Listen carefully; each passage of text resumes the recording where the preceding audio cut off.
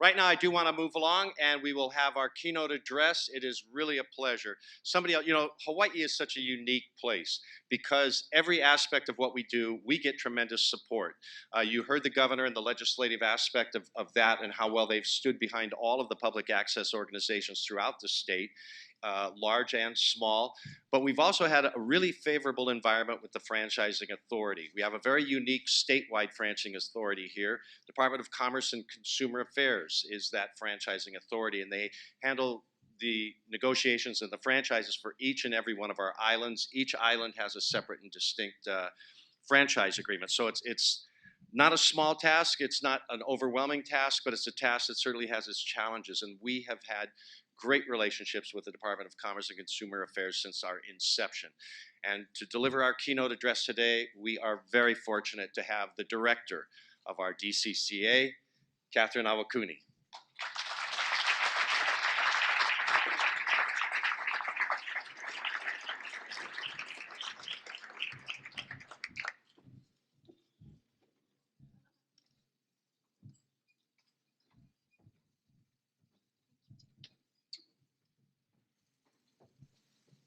Thanks very much for the introduction. And I agree, that we have some difference here being among, the few states that have statewide franchising authority. And so I wanted to talk about how DCCA has a very broad regulatory authority, mainly. And so the mission of DCCA is to promote a strong and healthy business environment by upholding fairness and public confidence in the marketplace, and by increasing knowledge and opportunity for our businesses and citizens. And so really what we're aiming to do is to protect consumers and ensure that all of the everyday decisions that we make are ones that are well informed. So we provide a lot of educational opportunities. And then we try to foster business and ensure that people are taken care of that way as well. We have all kinds of regulatory authorities. So cable television I put up front here, given the topic that we're talking about today, but we also have public utilities regulation, in that we have the Consumer Advocates Office that reports before the PUC within the department. We recently had as an attached agency, the Public Utilities Commission for the state to DCCA. We have business registrations. We have general consumer protection. So if there are unfair and deceptive acts that businesses engage in, we have an Office of Consumer Protection that helps to provide redress to those people who are harmed by businesses acting improperly. We have licensing of professionals in various industries. So your massage therapists and barbers and engineers are all licensed by DCCA. We also have enforcement for that activity and unlicensed activity. And so if your contractor is unlicensed and providing, maybe not great service, then we have an enforcement arm that seeks to provide help to those consumers as well. We regulate the insurance industry, and so that's all lines of insurance. We regulate the financial institutions and other financial activities. So it seems each year we get a little bit more. Mortgage lending, money transmitters. In the business registrations division, we also do securities regulation. So it's really a broad reach that DCCA has across the state. We have general administrative hearing support for our own divisions, but also for other entities like the DOE. So all of those various laws and rules that need to be looked at and have a hearings officer preside over them, we provide those services as well. We have a lot of consumer education and outreach opportunities, again, so we can inform consumers about how to make good choices. And then we have kind of the administrative support that provides all of the kind of make sure that everybody has all of the resources that they need to ensure that people are taken care of. Cable television division has the actual day-to-day duties relating to the issuance and the renewal of the franchises of the cable companies, and does all of the monitoring to ensure that the subscribers are receiving quality service. They enforce all of the requirements and obligations of all of those various franchising orders. And then in addition, we have, although we don't have true regulatory authority, we do have the statutory mandate to promote and facilitate broadband deployment, especially in those unserved and underserved areas. So it's interesting in that, although that really regulation lies with the federal government, with the FCC, here in Hawaii, we have some statutory push to encourage those providing internet and broadband service to deploy them in areas that really need attention. So Hawaii has 2 franchise cable providers. Oceanic Time Warner Cable has 5 franchises, and Hawaiian Telecom has 1 just for Oahu.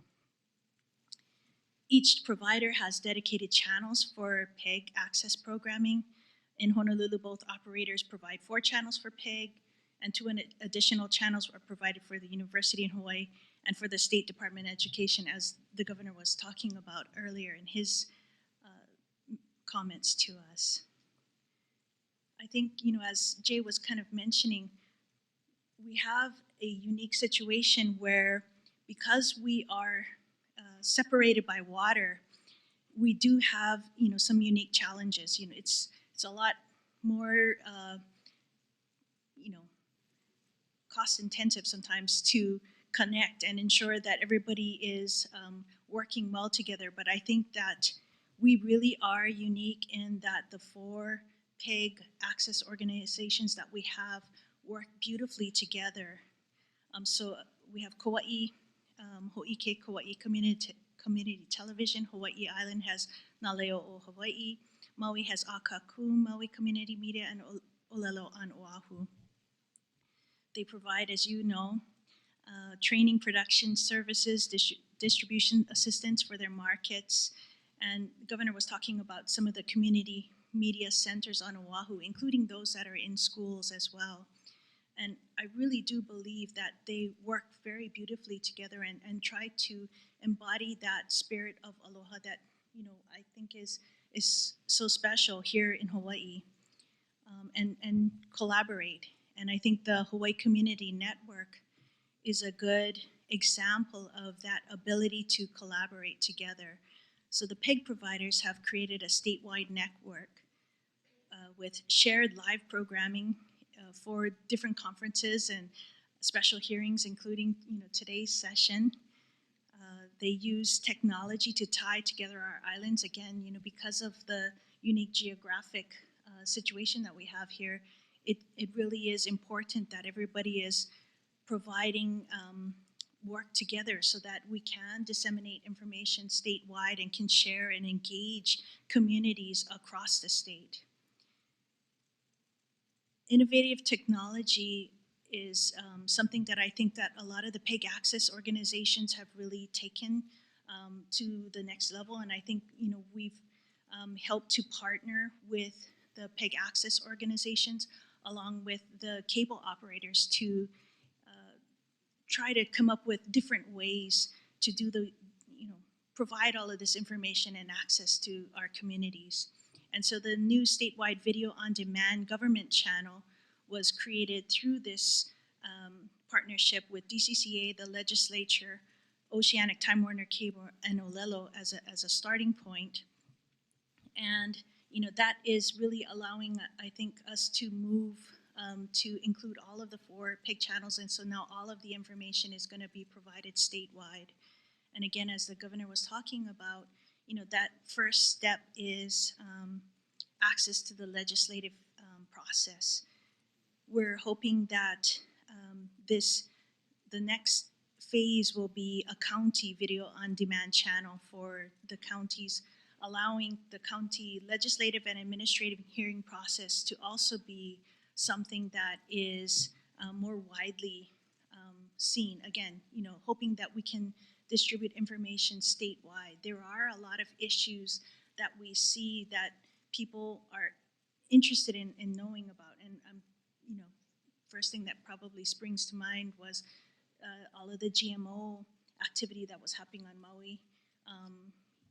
Last year, I think people across the state were very interested to see what was happening. So, these kinds of issues that touch everyone can be shared in this way.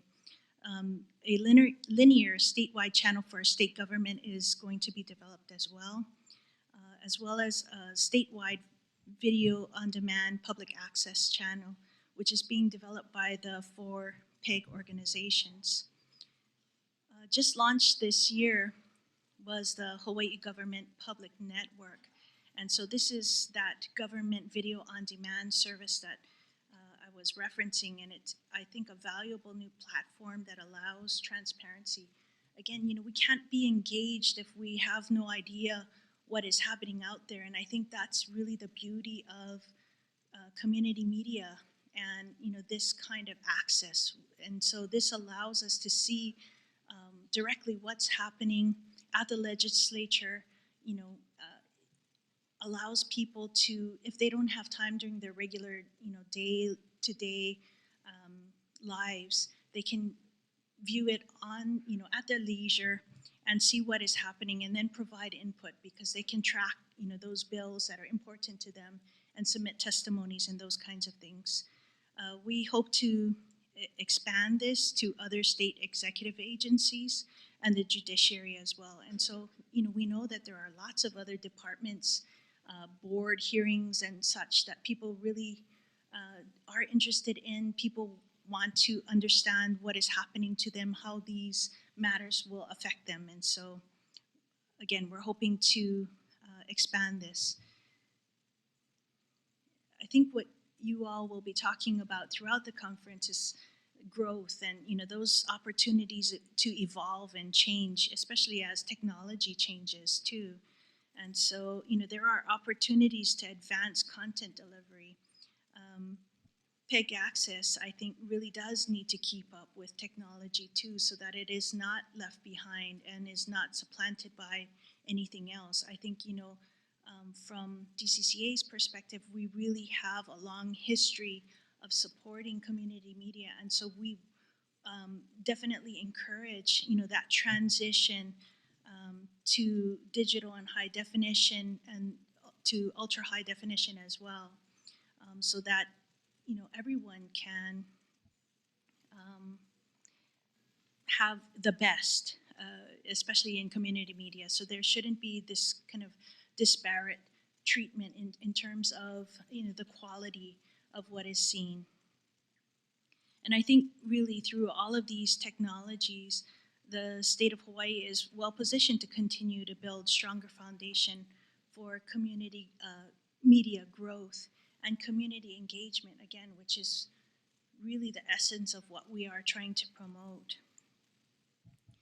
I just wanted to give you a little bit of an update about the Charter Time Warner Cable merger, because it was something that affected or has the potential to affect the franchises. Again, we have 5 at present with Time Warner Cable. DCCA approved on December 17th of the proposed transfer of Time Warner Cable's franchises statewide to Charter with a bunch of conditions. And we tried to achieve some public benefit for the subscribers as part of that process. And so part of that was affordable broadband for certain low-income consumers and seniors, and these tended to be those folks who are on the free lunch program. And again, we were hoping to get speeds that were going to help students and not give them something that was, a lesser quality. So we pushed for, 30 megabits per second download and 4 megabits per second upload. We also received a commitment from Charter to invest $10 million to build out networks in Hawaii and 1,000 new line extensions within 4 years of the closing of the deal, and then transition to full digital channels within 30 months of the closing. We also asked them to provide 1,000 new public Wi-Fi access points within 4 years of the closing, with 100 of those access points to be designated by DCCA in certain public parks and public gathering areas, so that we could help to spread those kinds of free access or opportunities to as many of those public gathering areas as we could. And so really, I just wanted to highlight that DCCA's commitment to the PEG access organizations remains strong. It really was in the forefront of our mind as we were talking with Charter. We continue to look forward to working with all of the PEG access organizations as we move forward. There are lots of things that are happening. There's always franchise renewal processes that are happening and such, and so we will again keep you in mind as we are working on all of those things. And so I wanted to thank all of you for inviting me to participate, and I'm just really pleased to be a part of all of this. Thank you, Jay.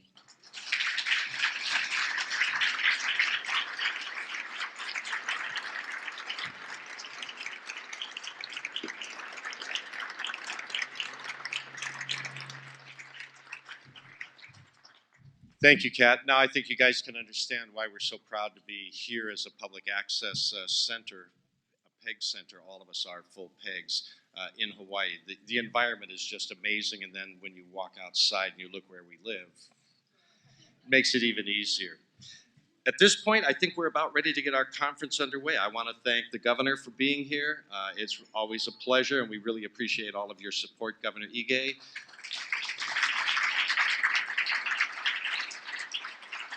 Catherine Awakuni Colon, our Director of the Department of Commerce and Consumer Affairs. This is by far, in the years that I've been involved with the ACM, I've never had a governor and a franchise authority appear at a conference before.